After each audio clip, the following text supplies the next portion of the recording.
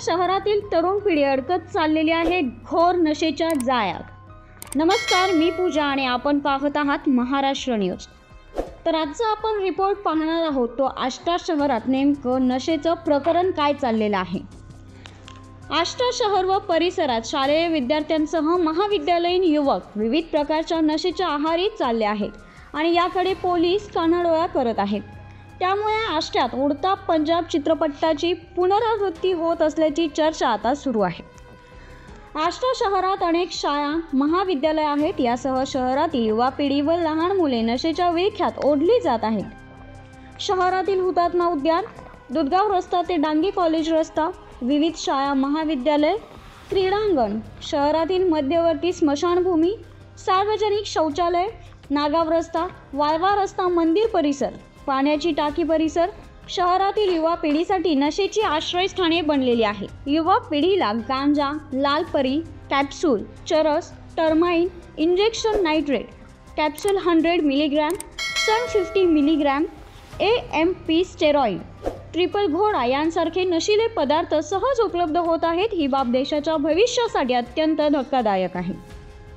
युवा पिढी कळत नकळत या नशेखोर टोळीच्या जाळ्यात अडकत आहे। गांजासह नशीले पदार्थ विक्रेत्यांना नशेचे विक्रेते ग्राहकांना सिरिंज देऊन इंजेक्शन देण्याची सुविधा पुरवत आहेत। याबाबत कोणतीही चौकशी न करता युवकांना शिरीट सुईचा पुरवठा देखील होत आहे। यामुळे सामाजिक सुरक्षेबाबत मोठा प्रश्न निर्माण झालेला आहे। नशेखोरांचे प्रमाण वाढल्याने गुन्हेगारी प्रवृत्तीला चालना मिळालेली आहे। यातूनच युवकांची मानसिकता, अस्थिरता, नैराश्य व आरोग्यावर दुष्परिणाम होत चालले आहेत। शालेय व महाविद्यालयीन विद्यार्थ्यांचा शिक्षणावर परिणाम होत आहे। यामुळे पालकांसह शिक्षकांमध्येही पाल्याबाबत चिंता व अस्वस्थता निर्माण झालेली आहे। युवा पिढी नशेच्या विळख्यात ओढली जात आहे। शहरातील विविध ठिकाणाबाबत काही नागरिकांना माहितीही मिळते, मात्र पोलिसांचा अशा घटनांकडे कानाडोळा होत आहे। त्यामुळे युवकांच्या व्यसनाधीन होण्याचे प्रमाण वाढले आहे।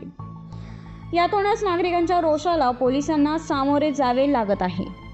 सामाजिक संघटनांसह अनेक समाजकार्य करणारे नागरिक पोलिसांनी गुप्त मोहिमा राबवून टार्गेट सप्लायरच्या नेटवर्कसह सर्व सिरिंजसह इंजेक्शन विक्रेत्यांचे नेटवर्क उद्ध्वस्त करण्याची मागणी केलेली आहे।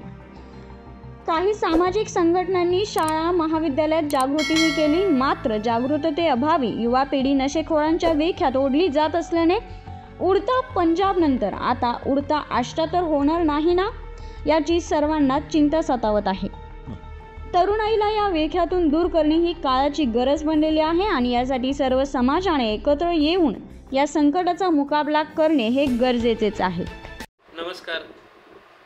आष्टा शहरामध्ये नशेखोरीचं प्रमाण आज वाढलेलं आहे।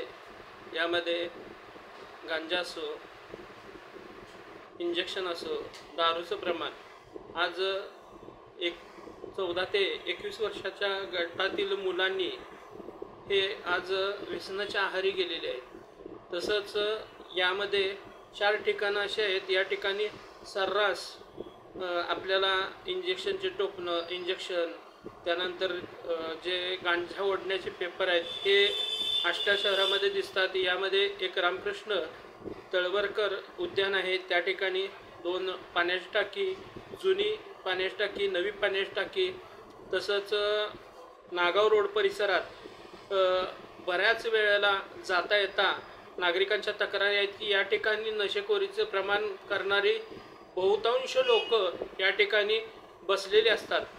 दुसरी गोष्ट, यामध्ये नशेमध्ये कुणालाही भान नसतं की आपण पुढच्याला काय बोलतोय आणि काय करतोय, असा प्रकार बऱ्याच वेळेला घडून आलेला आहे।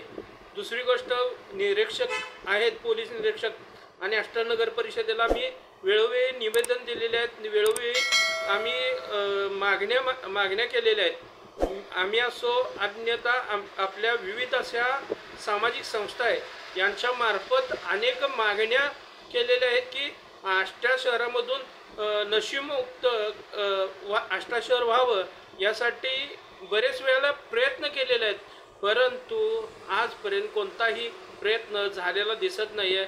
निवेदन फक्त कागदावरच राहिलेलं आहे। पण यावेळेला आव्हान करतो की जो कोणी यामध्ये नशा विकताना जर आढळला त्याच्यावरती सक्त कारवाई करण्याचे निर्देश पोलीस निरीक्षकांनी देण्यात यावेत. तसेच आष्टा शहरामध्ये नशामुक्त व्हावं यासाठी सामाजिक कार्यकर्ता अनुप वाडेकर म्हणून मी सर्व जनतेला आव्हान करतो की नशेपासून दूर राहावा ही विनंती करतो आणि थांबतो. जय हिंद, जय महाराष्ट्र.